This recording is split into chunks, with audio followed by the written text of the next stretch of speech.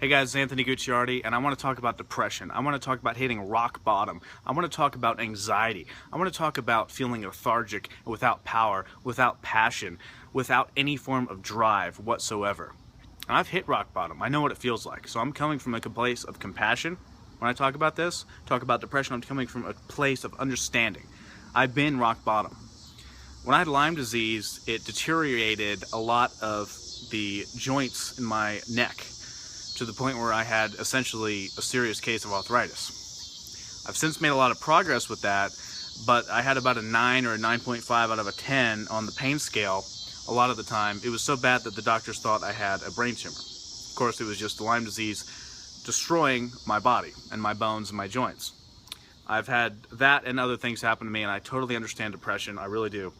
And I really understand, unfortunately, people fantasizing oftentimes about suicide. It's a real issue, and millions of people suffer from it.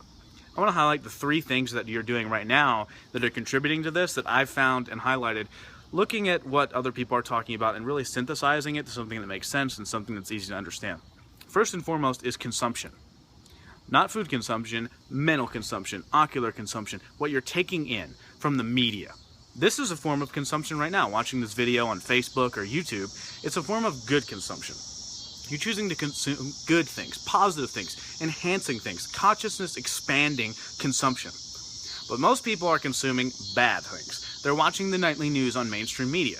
People getting shot, wars, famine, flash floods. Yesterday I turned on the television and I saw a video about a guy getting shot outside of a bank. A very graphic video of someone getting shot outside a bank. And they was replaying it over and over again.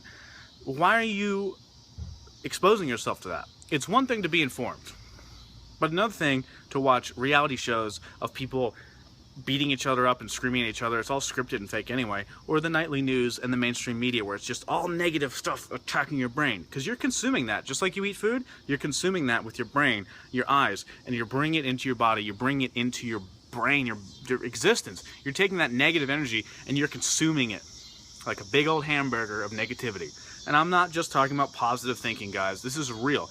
You resonate at your core with what you're watching at. You put yourself in a state of fight or flight in your central nervous system when you watch that kind of stuff on a daily basis. Be informed, but don't consume junk. Secondarily, it has to do with who you surround yourself with, friends and family.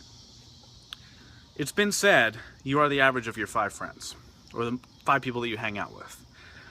And a lot of people will say, well, my family members are toxic to me and they're negative and they tell me I can't do things and they make me depressed. Well, there's a spider web behind me. I don't know if you can see it. Probably not. It's far enough that I'm not touching it, and I moved this camera for a reason, not to touch the spider web, because I was afraid that I would get tangled up. That spider back there is an example of a highly negative, toxic person, metaphorically, right? So if you try to help that spider, you're going to get tangled up in its web. The only way to help that spider is to really try to love them and help them and give them information. You know, this sounds silly, it's about a spider. What I'm saying is, help your friends and family if you can, but if they're not going to listen to you, then there's no point in getting tangled up in their web. Find people that would rather help you up than pull you down. Find people that would rather inspire you than tell you can't do something, because you can.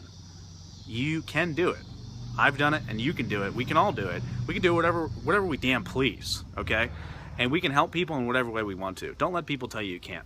Third thing is food consumption, nutrient consumption, health. I had anxiety for years, and I didn't understand that it wasn't just that I was crazy. It wasn't just that I was an idiot or something. It was that my gut health was totally out of balance. There's something called the microbiome. It's the good and bad bacteria that exist in your gut. And when it's out of whack, when you eat things like McDonald's, it kills the good bacteria and you only have bad bacteria. There's a system in your gut. It's called your second brain for a reason. It sends signals to your brain and says, I'm happy, or I'm sad, or everything's okay, right?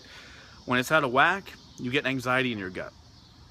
But here's an interesting thing too. Some people feel anxiety in their gut, and this is probably the first time you're gonna hear about this. I've never heard anyone talk about this. Where do you get the anxiety? Is it in your gut or is it in your heart? I've had an anxiety in my gut for years, and I finally reversed that and actually ate probiotics and fermented foods, and that cured it, by the way. It's essential. But then I started getting it in my heart, and I didn't understand. A new study found there's neurons, brain neurons in your heart. Your heart is really your third brain. Heart health is also essential too. So what you're putting into your body affects your state of mind. It can make you depressed if you eat crap all the time. Eat live fermented probiotic rich foods and watch as things change. These are my 3 steps to completely get rid of a lot of this depression, right? Obviously people have serious cases of mental illness and stuff like that they need to work through, but I think you really can make serious progress just by following these 3 steps. And it's a little short, but it's a brief overview. And as always, thanks so much for watching. You can do what you want, really, to empower people and inspire people in your own lives.